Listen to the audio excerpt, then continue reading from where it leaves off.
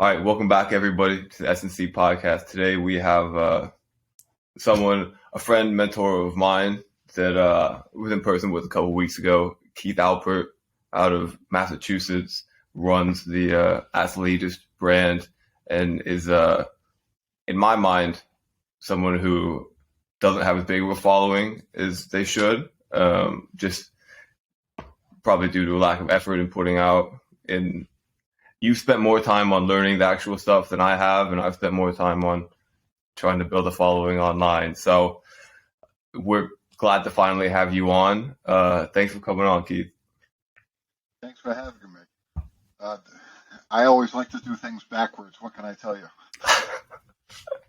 Well, it's worked out because now me and Steph can do our best to help you. So it's let me start off with this. In my mind, when we first met and the way I kind of got introduced to your stuff was always through the lens of Charles Poliquin, that you worked with him for so long. But recently, one of the things I've tried to do and that I've realized is putting your stuff separate from Charles. Not that you didn't learn a ton, everybody's learned a lot from Charles, but it's what you do from coming and spending the time with you for 3 or 4 days or whatever it was.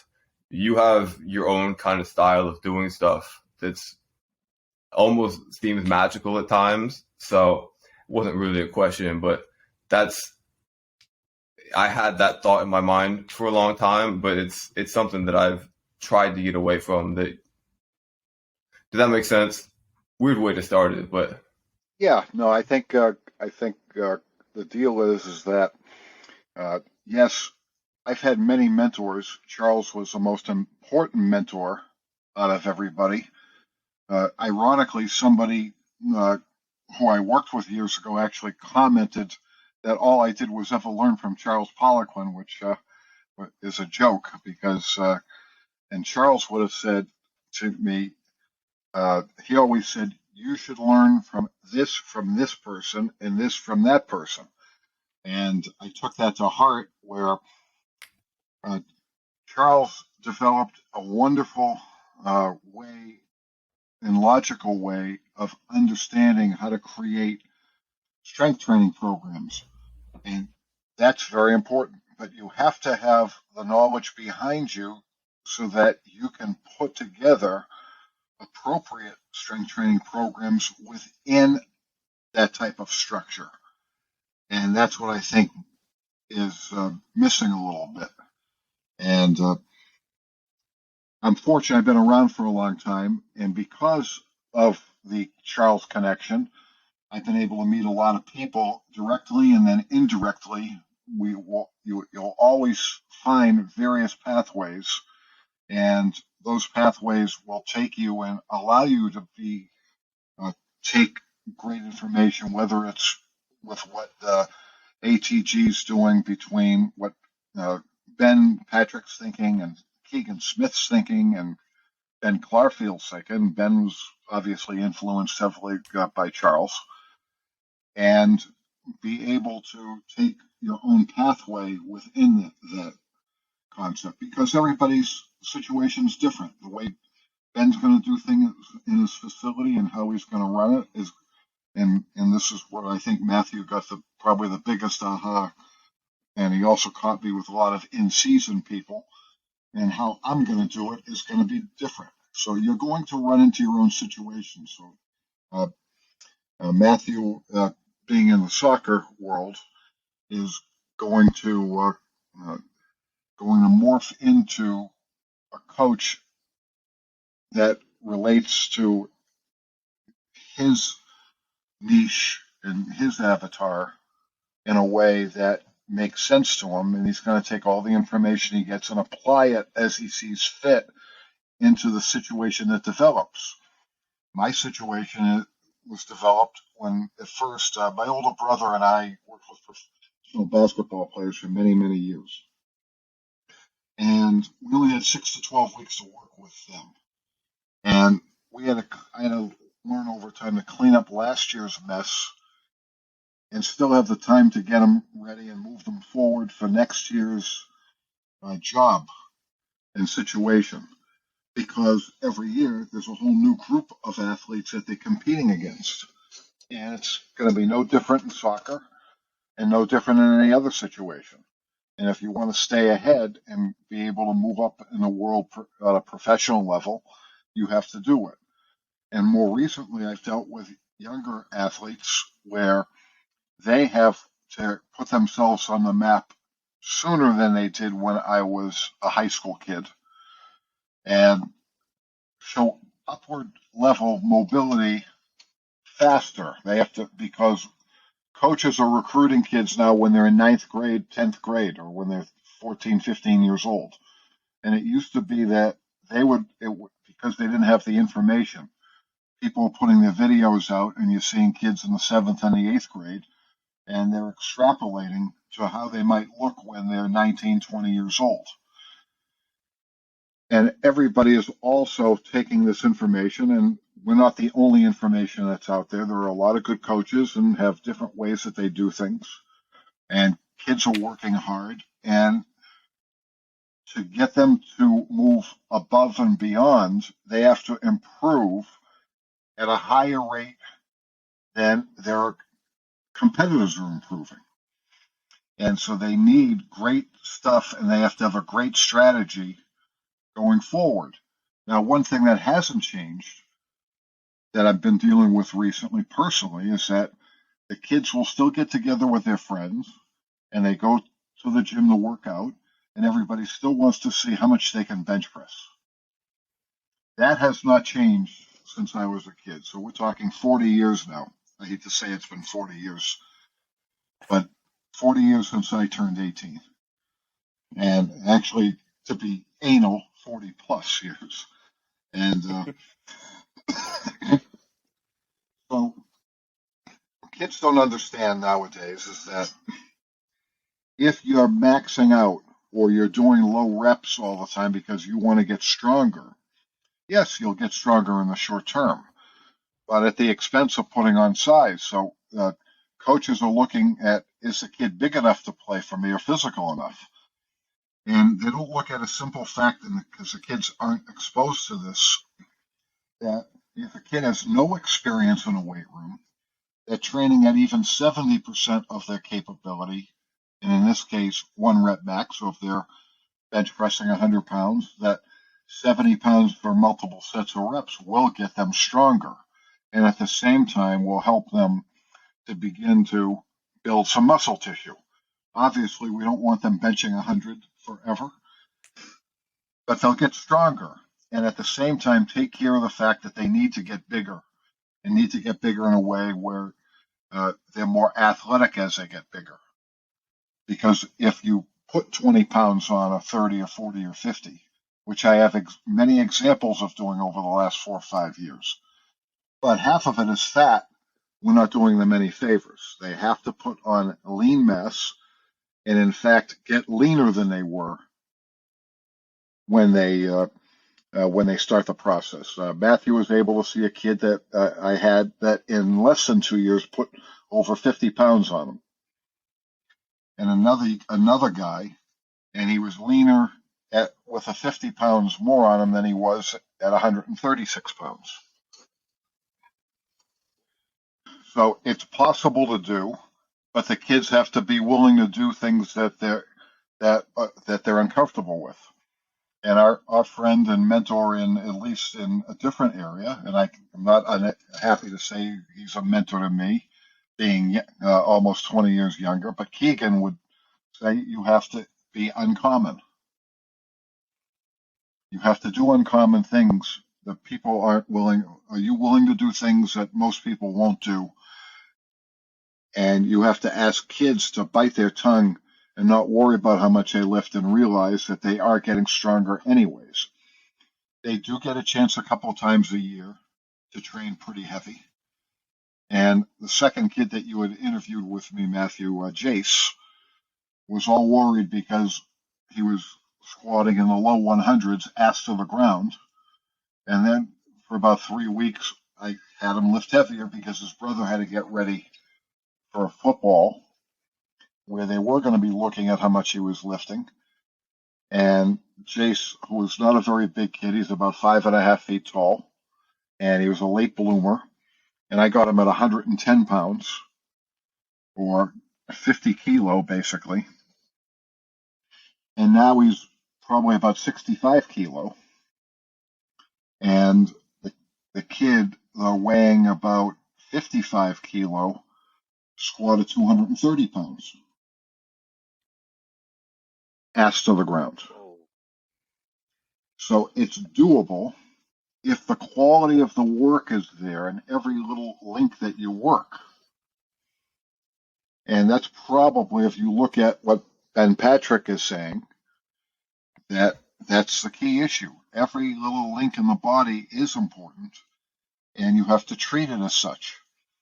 So, of course, I like to call it the sexier exercises, like your benches, your squats, deadlifts, cleans, anything that you would group in that category, of course, are important, but not at the expense of doing the little things. The little thing. So I like to say more recently, if you have an upcoming important birthday and someone has a surprise party and they have a wonderful cake made for you, and it says, "Happy birthday, Stefan," and you have this cake and it's got beautiful writing on it and colors, and the designs are great and the colors of the candles, it's just, well, you can't wait to take a piece of that cake and eat it.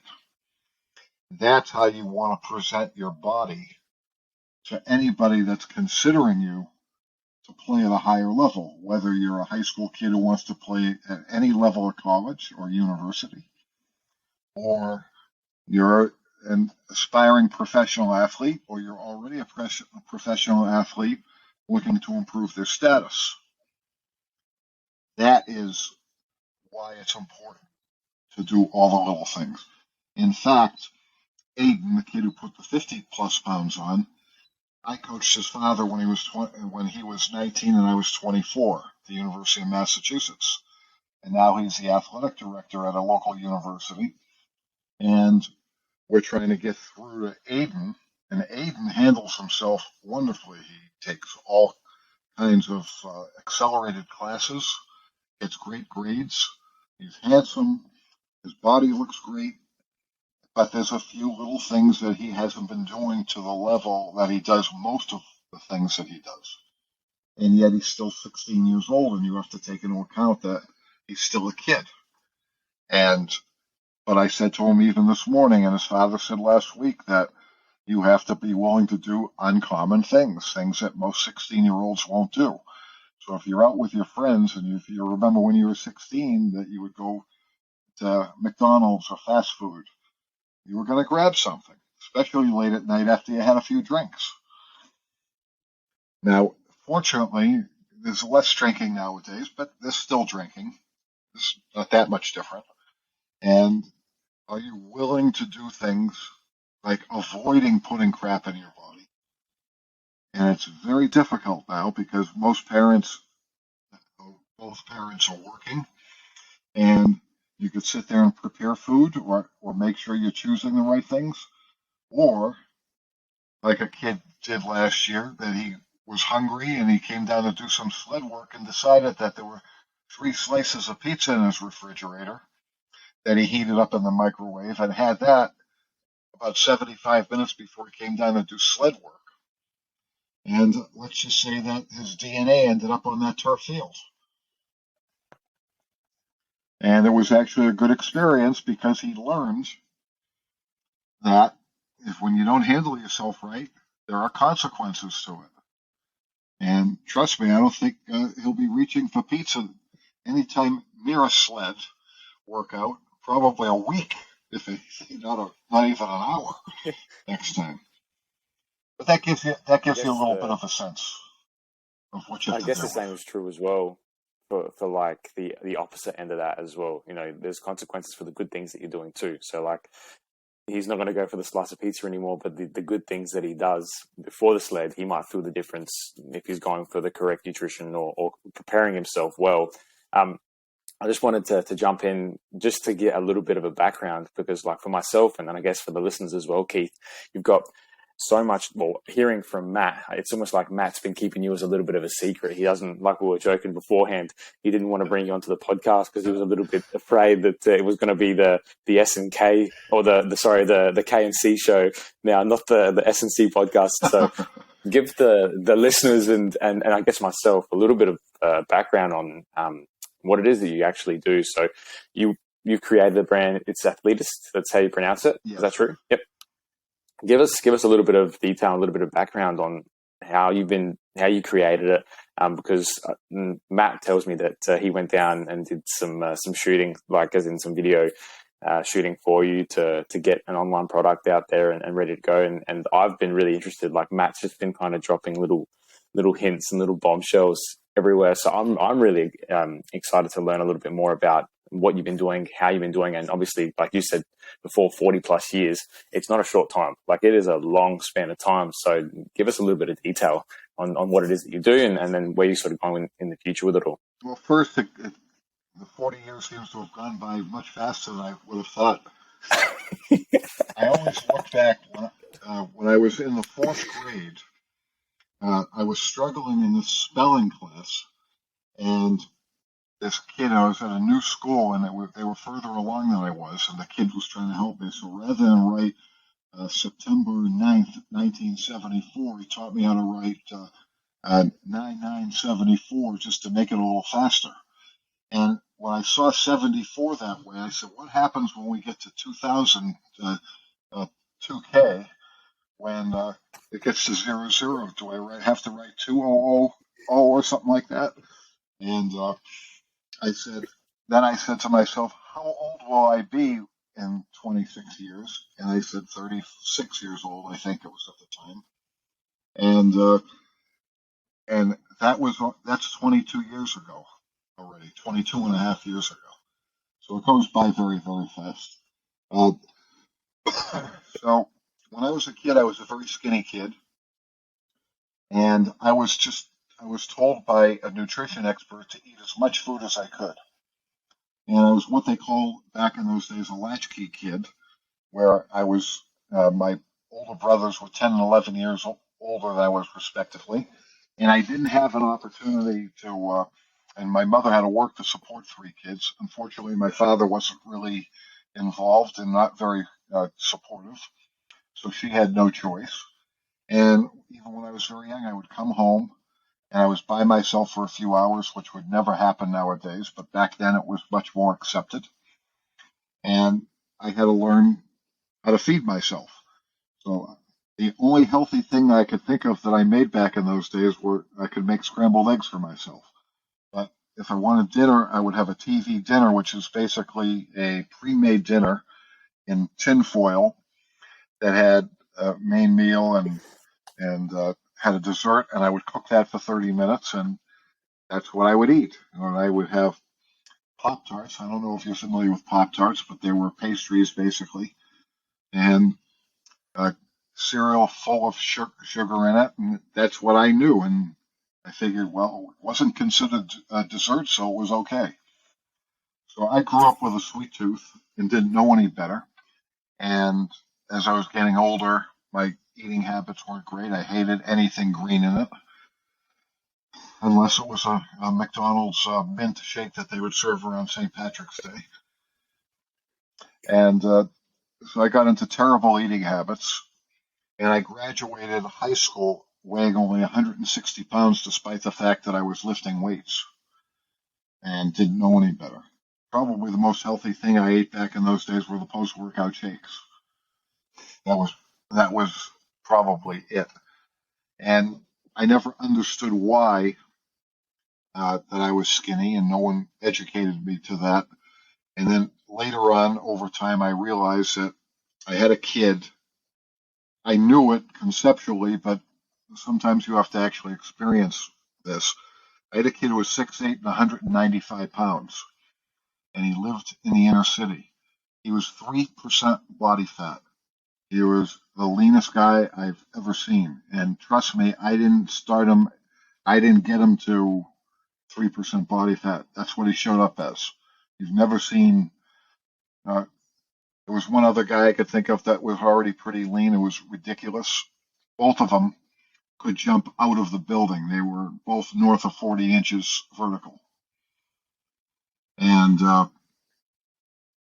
this kid partied, so he drank alcohol, he smoked weed, and he was eating McDonald's, Kentucky Fried Chicken, and other great fast foods on a regular basis. And he says, I can't gain weight. And I said, and he started seeing other guys who were eating the way we were asking our guys to eat. And he said, I said, if you're willing to do it, I guarantee your body will start putting size on. And for the next 4 months, he ate the way I asked him to eat.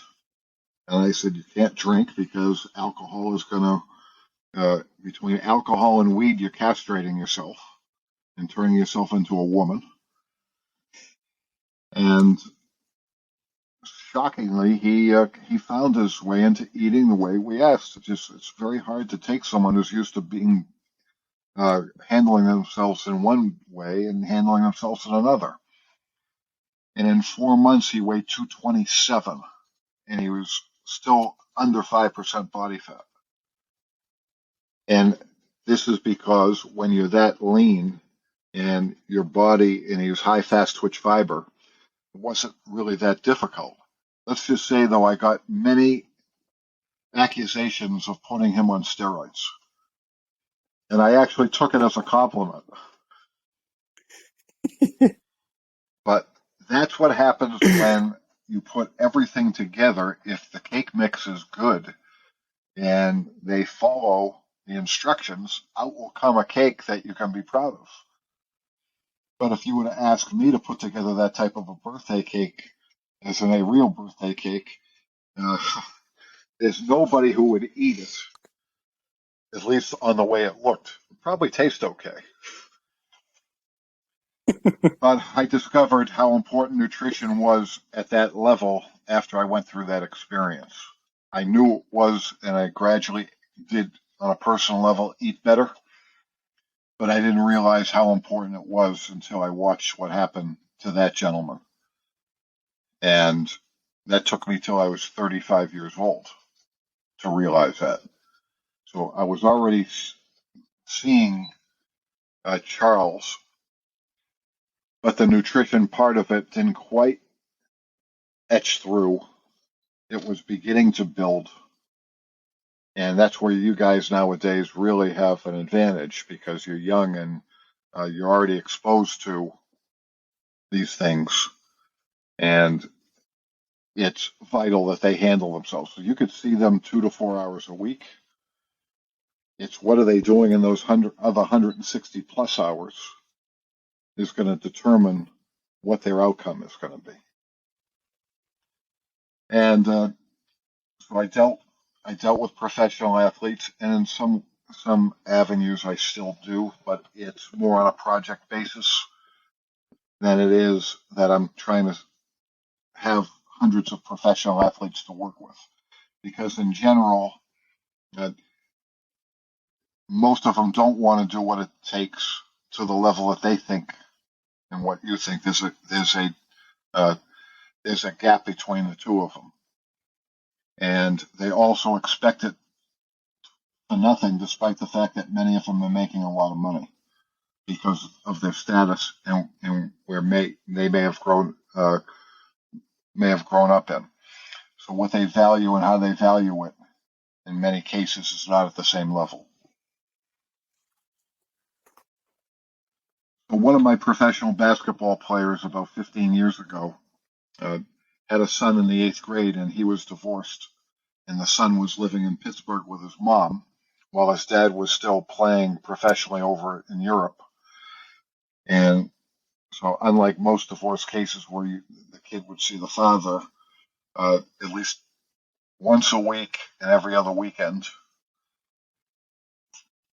the father would get his son for 2 months in the summer instead.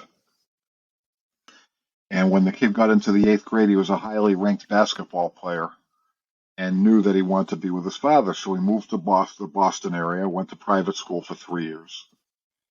And I went to a different private school, and it's actually in the Navy SEALs of all things, right, versus playing professionally. that's a different story for a different time. But my point is when he went to the private school and I was starting to see some highly rated players, I was very surprised because I was removed for the most part from watching young people who now were playing the sport year round in club situations. So in America, they call basketball, baseball, AAU, and that's the club situation that they play in. Soccer, they just call it club. I don't know if there's a name for it, Matthew, or not.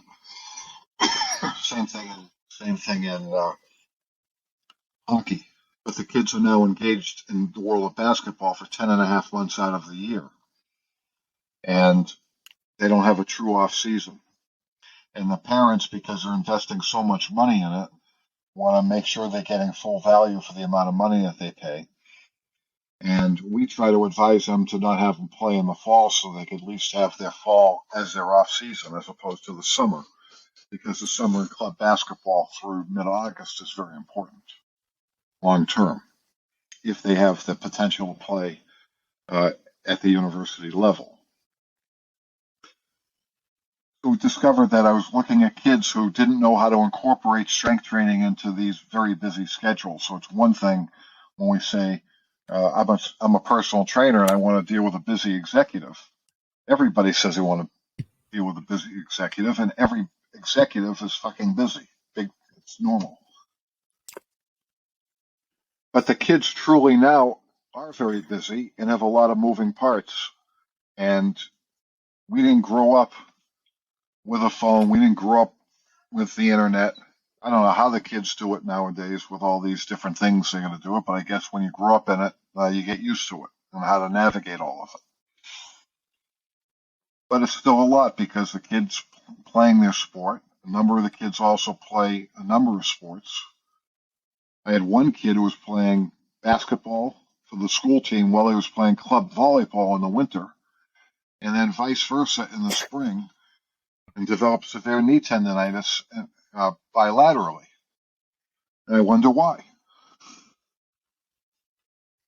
And the look on his face when I told him he had to back off for about 3 to 6 weeks, I would have done anything for a picture of that. But I don't want to embarrass him.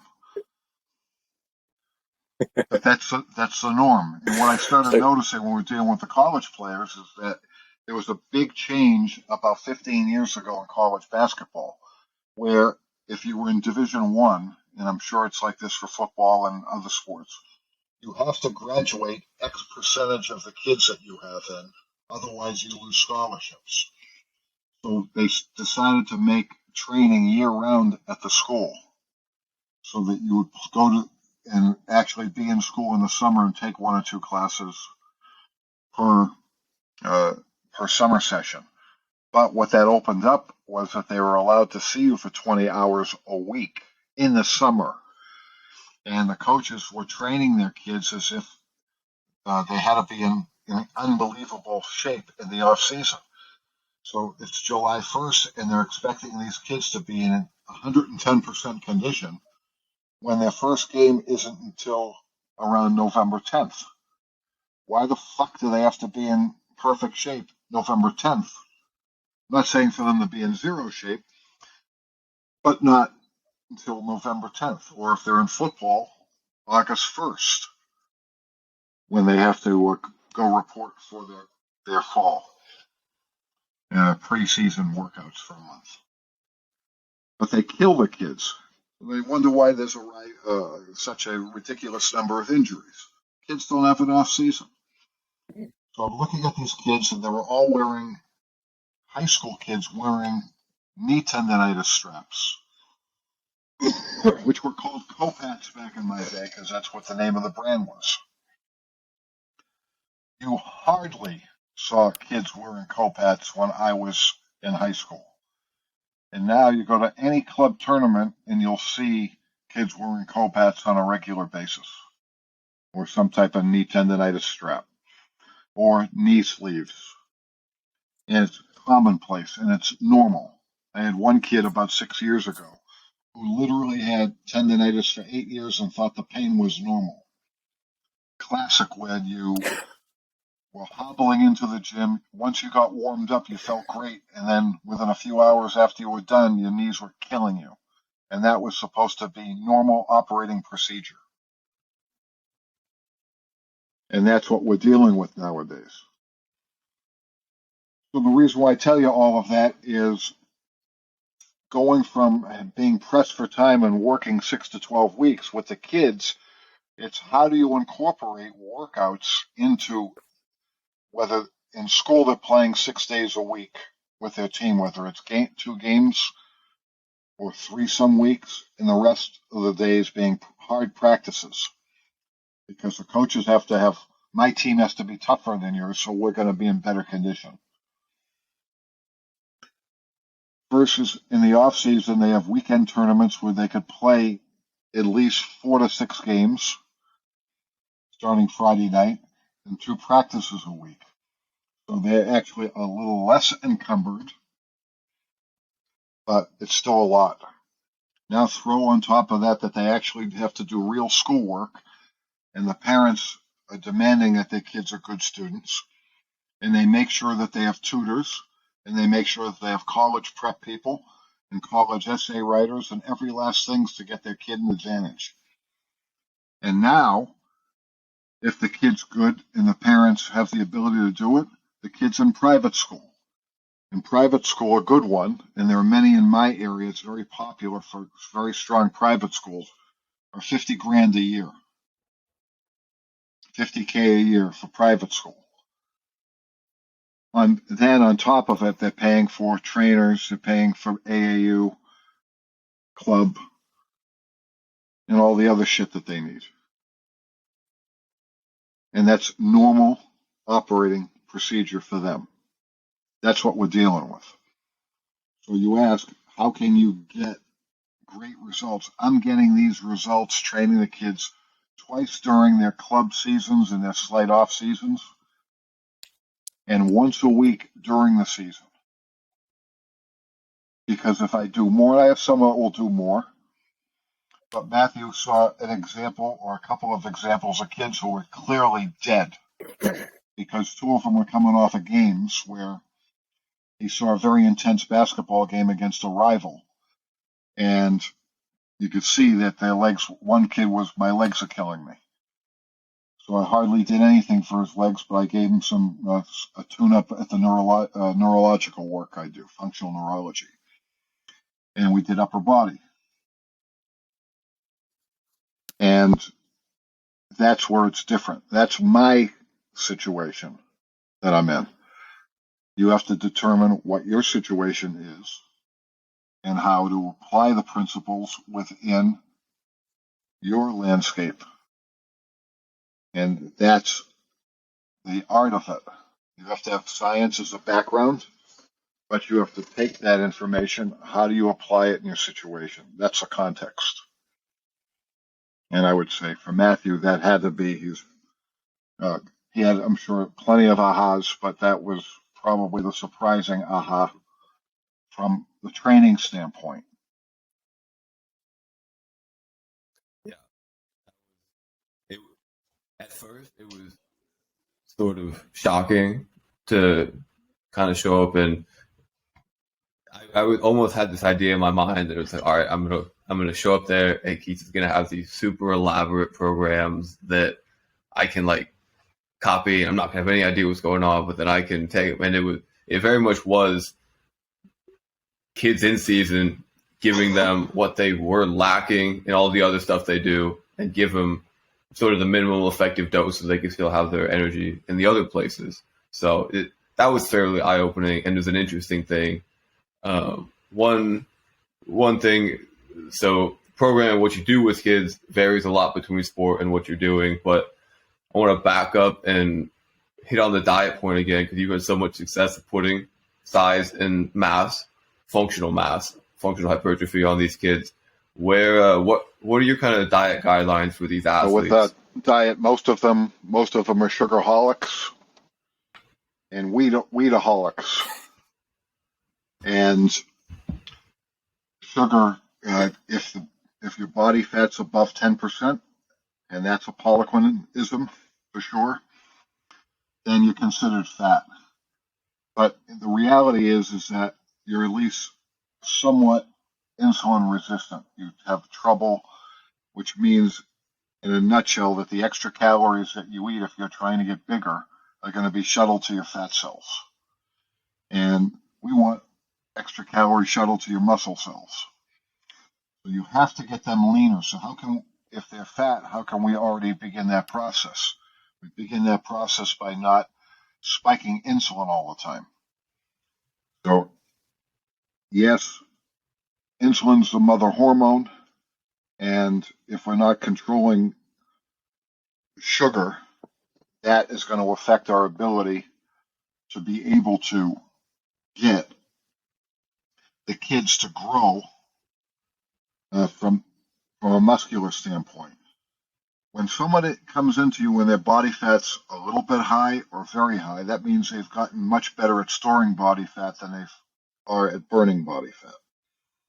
So we've got to create a culture in the body that is helpful in turning that from you storing fat more easily and becoming better at burning fat more easily and supporting muscle mass gains by driving extra calories into your muscle cells and then creating through your programming an environment where the muscles actually, it'll sound funny the way I say it, want to get bigger, but the raw materials are there for it to take place.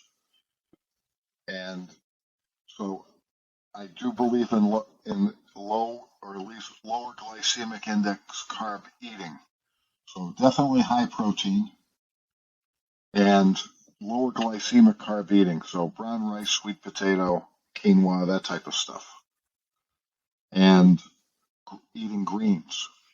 Now, I know more recently the buzz is intermittent fasting, carnivore diets, that type of stuff.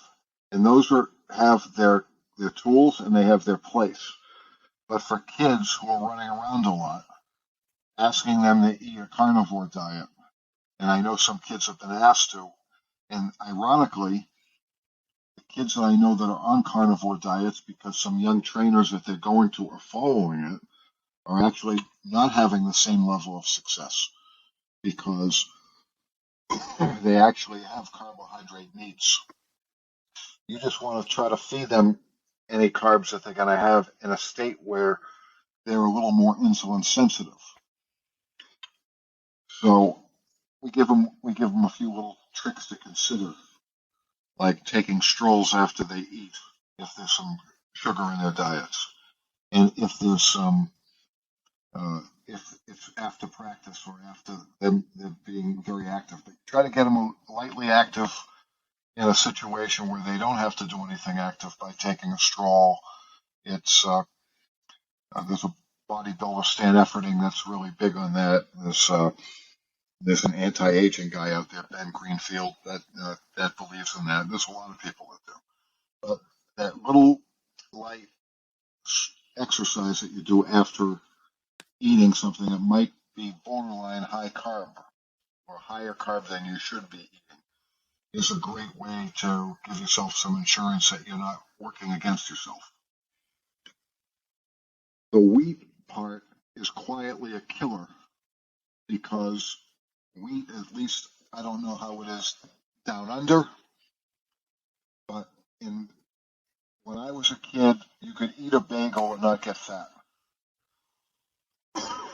But as time went on, they genetically modified the wheat, and wheat has not been.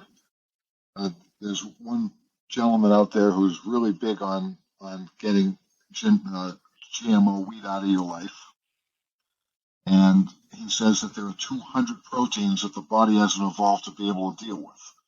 So when you put that in your body's acting as if that you've got something foreign in there. And when there's something foreign in there, you increase inflammation and you increase cortisol. Now, cortisol is a normal hormone and it's very important. And there's plenty of people out there talking about cortisol cycles, which you should understand. But in general, if your cortisol's higher than it should be relative to your own natural cortisol levels, then you're actually in a catabolic state. And on top of it, when cortisol's high, your brain is trying to basically react by trying to get you to do things that are going to lower the excess cortisol. And in young kids, what are they going to do? They're going to reach for sweets because sweets temporarily lower cortisol by increasing insulin. But then you create what they call, over time, an insulin cortisol seesaw. And that's quietly what's going on. And that puts them in a major league fat storing state, and that affects your ability to build muscle tissue. So it's very important for them to really focus on decreasing the sugar overall, and the sugar that they eat tends to have, it's not going to be perfect, but definitely affects your blood sugar and your insulin levels differently. And here's the big thing. The big thing is I have a kid who's a 290-pound lineman, and his mother got into functional nutrition, and she was scared because the kid's a very big kid. He's 290 pounds. You're talking, you're in the 135 kilo plus area. It's a lot of weight for a kid who's 16 years old. And his mother thought I was nuts when I said there's no restriction on the amount of food that you can eat. In fact, he doesn't eat enough. So I know there are people out there who, into getting lean, they watch their macros, their micros, or this, those, and that, those. And if you have someone who's into that, that's fine. And if that works, that's great. But on top of everything else, if you're asking most kids to deal with that, that's probably not going to work well at the end, because you're already asking them to make significant changes in their life. So I'm a big believer, if you're hungry, you eat, and you should eat plenty of protein. And if you keep on being hungry, you eat more protein.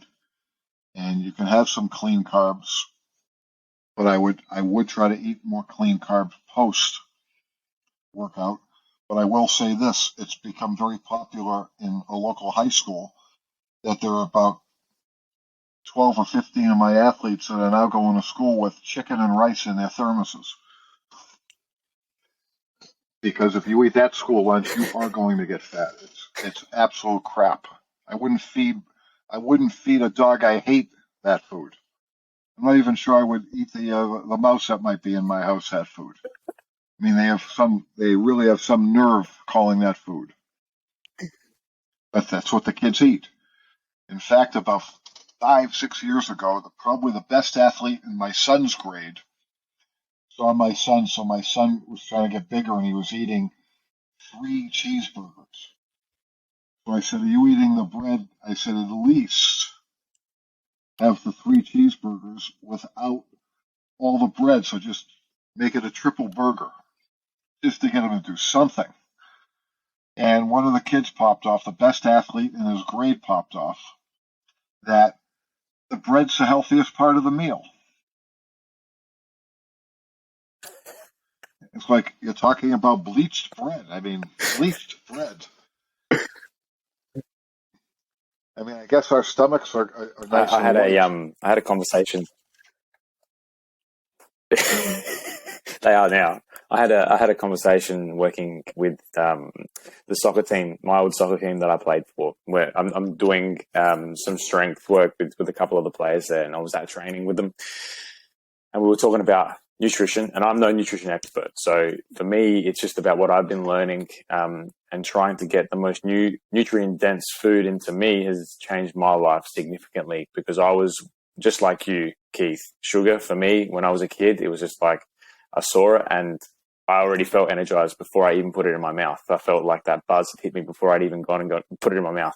And we're talking about, what's one thing that you'd have for breakfast, Steph? And it's like, what's your go-to breakfast? And I was like, I enjoy steak and eggs. For me, like that's something that I really, really enjoy. And I know that it's seen as like real taboo to have steak and eggs. And one of the boys he was sitting down next to me and he's like, "Oh, why would you do that for? And it's like, yeah, no, I love putting like butter over the top of the steak and cooking with butter and that. And he's like, oh, isn't that unhealthy? And like, how so? And he's like, well, you got to be having like Nutlex and all that sort of stuff. And for those who don't know what Nutlex is, it's pretty much just a bunch of preservatives and numbers and acids mixed into one tube with that looks like butter and spreads like butter, but it's completely different to what butter is. And I remember the next day he sent me a photo of, he had a pack of English muffins and a tub of Nutlex, and he was spreading the Nutlex over his English muffins. And it's like, I can relate to what you were saying, because you've got kids that are severely, in terms of knowledge, they think what they're doing, like you spoke about with the bread, they think, oh, the bread's the best bit. Is it because you don't know, or is it because you've been told different, or is it because just your knowledge at that time is not where it should be? So do you feel sometimes you're kind of working against a brick wall where you've got some kids that are very, very hard to change because they've been doing something for a long period of time and they're afraid to change? Or is it like they're ready to make that change because they're coming to see you?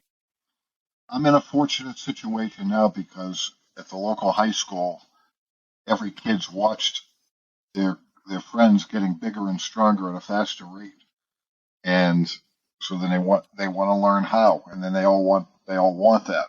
So once you establish that you're capable of getting those results, it does make life a lot easier. And then the ones, there'll always be some that aren't compliant or think they're doing a little bit better. But the results don't lie. You know, I had another kid that Matthew met who went off, and he was doing very well a year ago in the spring. He weighed about 230 pounds, and he was beginning to lose fat. A nice kid, probably too nice for his own good, and very nice parents, almost too nice for their own good. And he went off and decided he loved his summer camp, and he was at the age where he decided to become a counselor in training, or a CIT. And he ended up working 6 days a week, 14 hours a day, and had mainly barely 1 to 2 hours a day to himself. But he was exhausted. So he tried to train that way, and then he was also stuck eating the food that the camp served. And I would say out of the 21 meals he was getting at camp, he was describing them to me, I would say maybe 15 to 20% of them were decent. The rest of them had major flaws in it. And when you're already fat and your body is fantastic at storing fat, it's the worst thing. You unfortunately / fortunately have to be pretty tough and say you have to be willing for a short period of time to gain some momentum by getting your body to change and adapt to a different way of eating. And it's not a starvation diet, because most people who are heavy and fat think they need to lose weight, which is a huge mistake, because they'll usually lose muscle and fat. And when they can't sustain it anymore, then they get fatter. And the fatter that you get, the tougher it is. But I can definitely, there'll be kids who are like, you're crazy, you're out of your mind to eat this way. But when you start stacking success stories after success stories, and that's what I'm looking to begin to teach younger people who are getting in the industry, because remember, I didn't really fully understand it until my mid-30s. I mean, I would say eat healthy.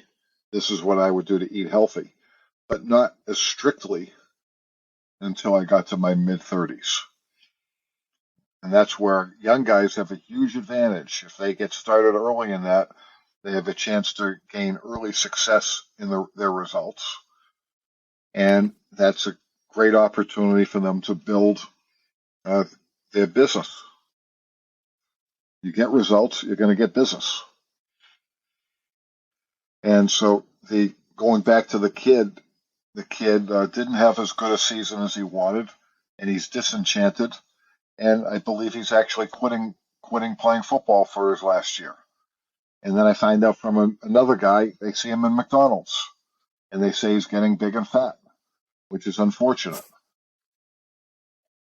Because he's a great kid. I'm actually going to try to talk him out of it, mainly for his health, not worried about whether he plays a sport or not. But it's terrible, and it's terrible for someone who has a propensity to get big and to be heavy, because if you're heavy now, wait till they start having to deal with adult things. It's much more challenging for adults when you get to deal with you may not know this yet. I don't know if you're with somebody special, but when you start to have to deal with somebody else in your life, then there are responsibilities that go with that. And then when you have kids, I've got a couple, and they're 25 and 19 respectively at this time, and there are still issues that you have to deal with, which are a normal part of being a parent. But there's still issues you have to deal with, and there are stresses associated with that. Now, does that mean that you shouldn't have kids? No, but you have to take that all into account. So the point is to get into great habits early, so you have them, so that you can prevent a lot of extra crap that you're going to have to deal with down the road, personally and professionally.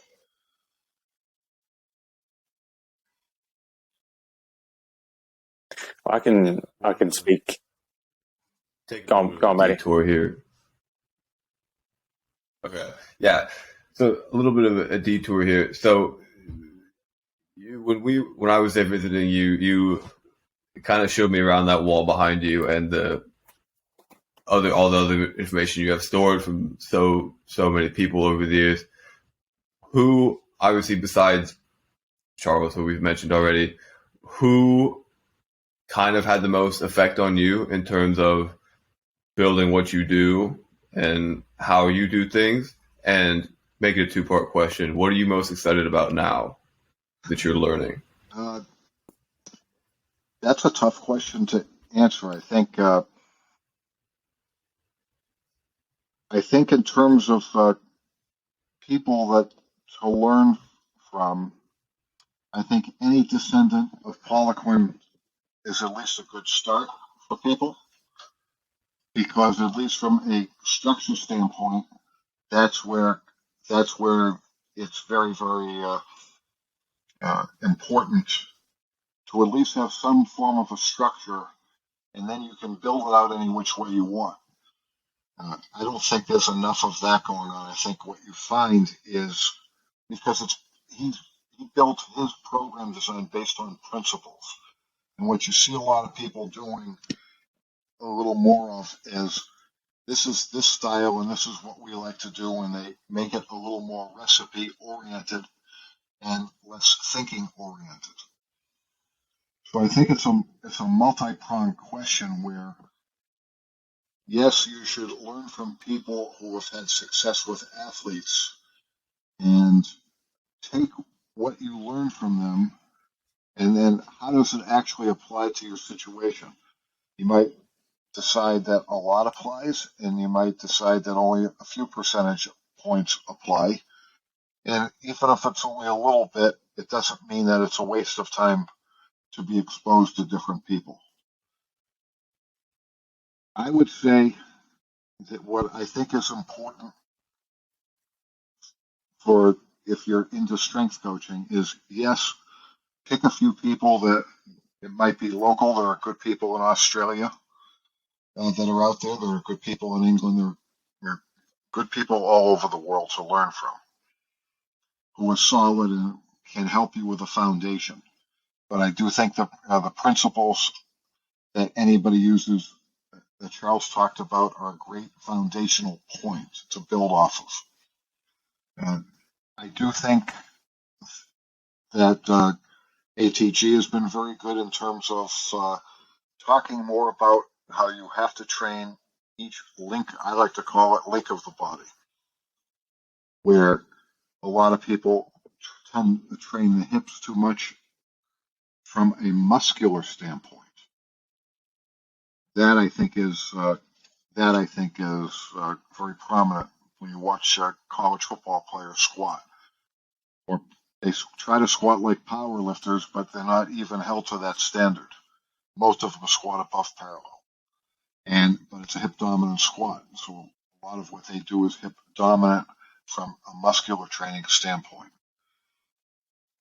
So I think that needs to be balanced out. That's one of the reasons why knees and ankles can't tolerate the amount of force that is developed in the hips. The hips, of course, are the strongest area of the body, and nothing is going to exceed that. But if the knees are too weak for the hips, or the ankles are too weak for the force created by the hips and the knees together, that leads to potential issues. So you have an epidemic of ACL injuries. Even the most notable to me was the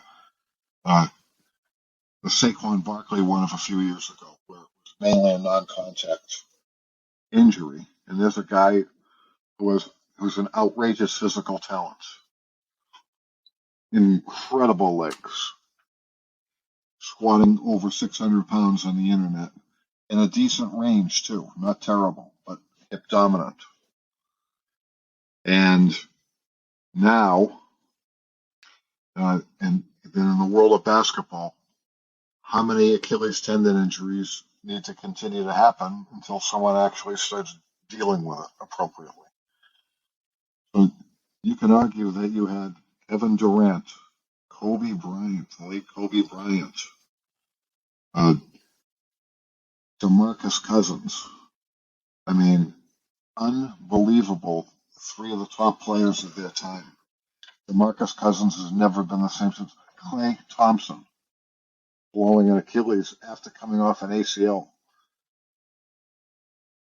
Unbelievable. And then I had a kid who played for Villanova, was one of the captains, and they grinded their way through the NCAA tournament, and with just around a minute or so left in the game, their second best scorer, and on some nights their first best scorer, a guy named Justin Moore, blew his Achilles. And now here's his senior year, and he's still rehabbing it. And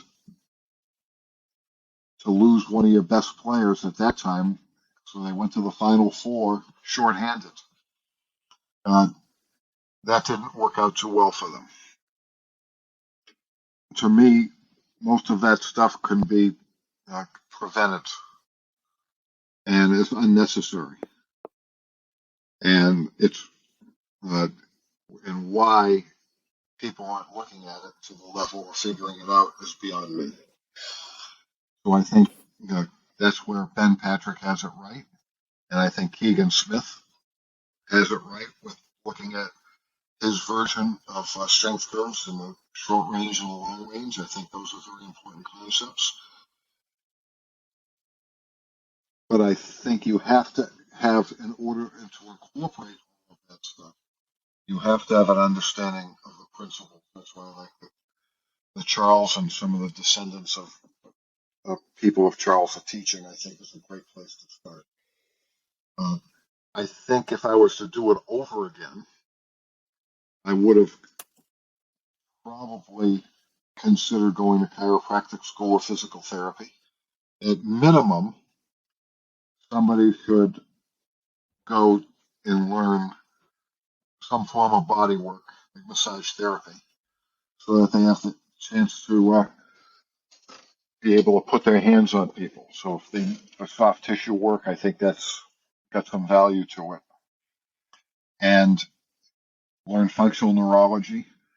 And something I'm beginning to dive in a little bit more is fascial training, because I think that might be, I think it's still relatively new, and I think there's a lot of confusion, and I think that might be an untapped resource that could certainly be out there in the community. But you could go out and learn all those things without the principles as a foundation. I think you're going to have a little bit of a leak or you're going to lose potential levels of results without having all that in place. Because even I see the people who are on ATG and they'll constantly talk about, I've got this injury and I've got that injury and I've got that injury. And I'm not sitting there saying that it's ATG's fault, certainly. I think people get overzealous because they get so excited and aren't willing to say, well, I need to build a foundation. And am I truly ready for this? And am I willing to let it manifest? I don't realize that Ben Patrick spent 10 plus years building his body to this level. It's a long time. And so you can get results and make progress early, but everybody's in a rush. And some people are going to naturally respond better than others, and that has to do with a lot of factors.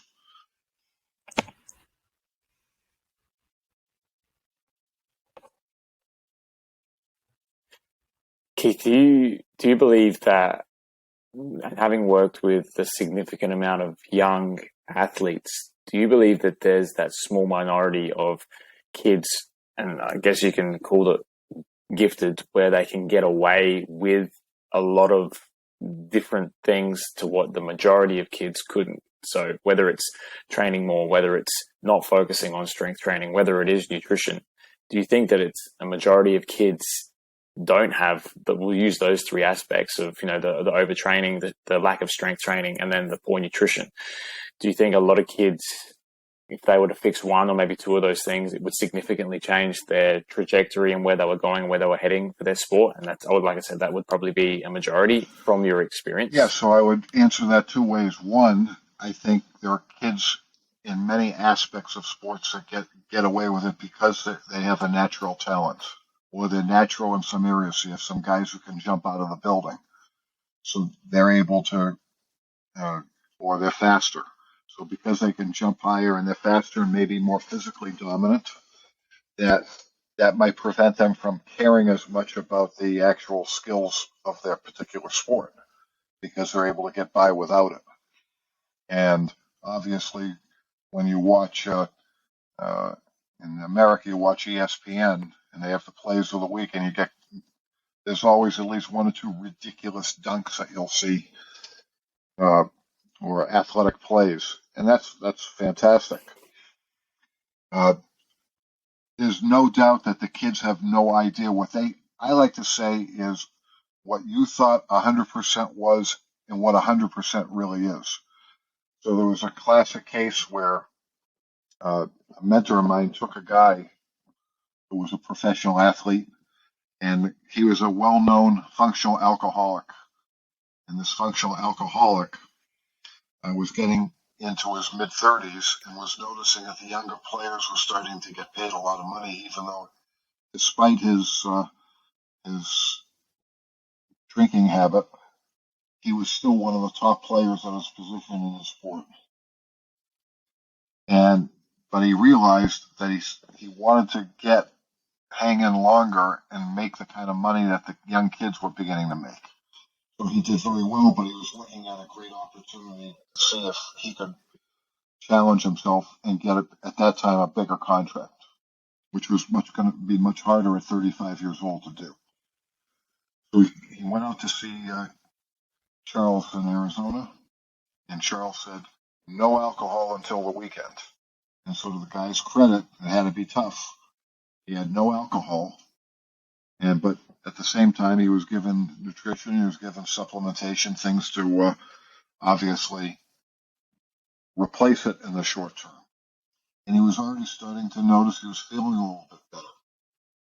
And then Saturday night, he went out and just got wasted at tons of alcohol. Sunday, he felt like shit. Monday, he goes in to work out, and he says, I don't understand why I feel like shit. I did everything you asked. And Charles said to him, now you know the difference between 100%, what you thought was 100%, and what really is 100%. And the guy actually was able, on that, because he actually went through the experience of feeling like shit after beginning to feel, and it wasn't even yet 100%, but feeling significantly better than what he thought was 100%.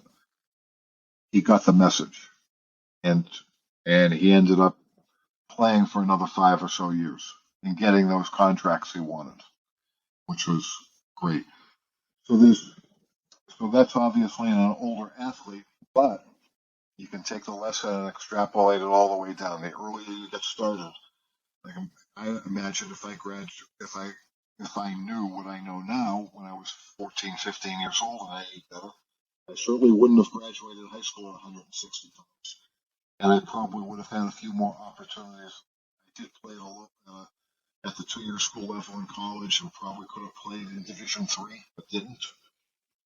And realized, looking back at it, if I was 180 pounds and in better shape and much stronger and more athletic, that I probably would have been more, I had more options and would have been more likely to have played at a 4-year college right away. So the answer to is a resounding yes. The earlier you can get them to handle themselves better, and that's in all aspects.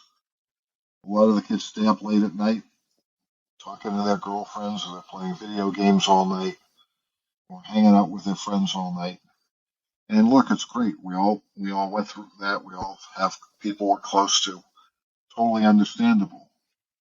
But what are you willing to do to find your A game? Be special.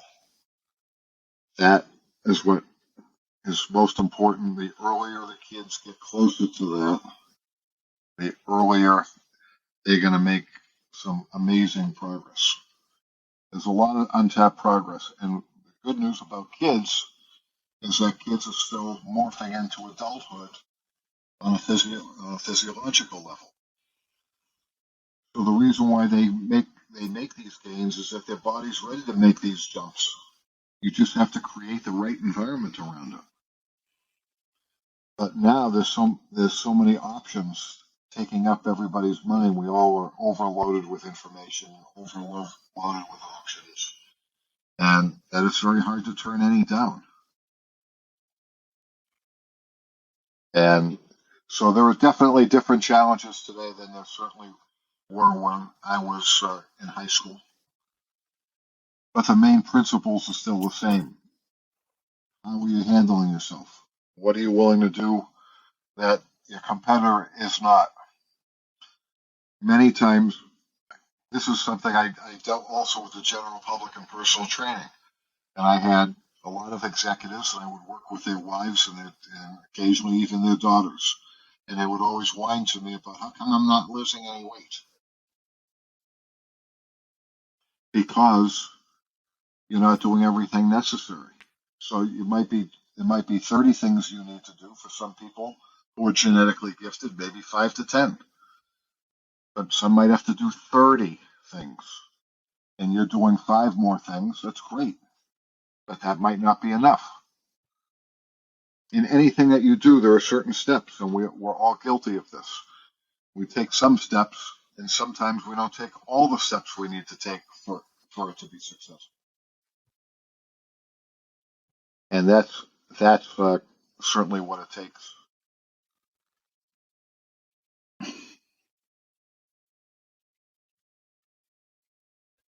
Keith, I know you have to run in a couple minutes, so we'll try not to hold you over as much as we'd like to.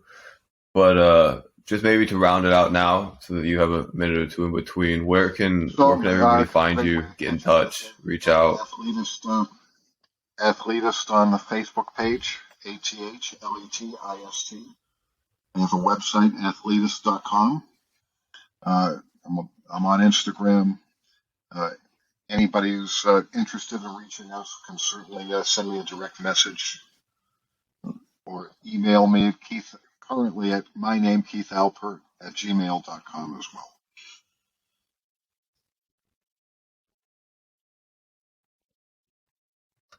Awesome. Steph, where can everybody find you? everyone knows if they've been listening for a while. So Coach Carly with the 3 eyes just on Instagram. Before we do go, Keith, I wanted to personally thank you as well because, like I said, Matt has spoken very, very, very highly of the conversations that he's been having with you and the connection that he's made. And I really do hope that we can see you again on here soon, and we can slowly start to shift that name from the S&C to the K&C podcast. That'd be great. I'm just kidding. No, but seriously, it's been awesome to be able to have you on as a guest. And like I said, I'm super thankful and grateful to have had this time to spend, I guess, absorbing as much knowledge as possible. So thank you for your time, Maddie. Where can everyone find you? Yeah, every Score Performance, Instagram, YouTube, TikTok, Twitter, wherever. All right, everybody. Thanks for listening. Keith, You got it, guys. thanks again for for having coming me on, and it's always great we'll hope to see you again soon. Watch the future and be part of the future as well.